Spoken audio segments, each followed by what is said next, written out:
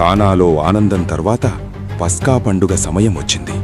వేలాది మంది యాత్రికులతో కలిసి ఆయన యెరూషలేం వైపు నడిచాడు.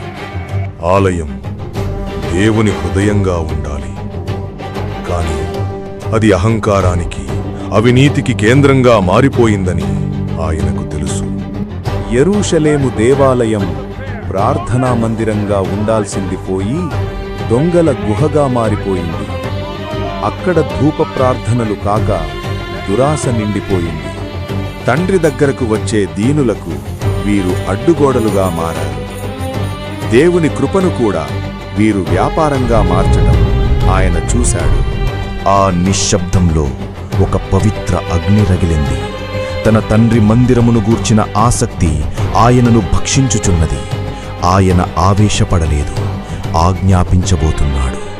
ఒకప్పుడు ఆ వడ్రంగి చేతులు ఇప్పుడు న్యాయం కోసం కొరడాను అల్లాయి. వీటిని ఇక్కడి నుండి తీసుకొని పొండి. నా తండ్రి ఇల్లు వ్యాపారపు ఇల్లుగా చేయకుడి.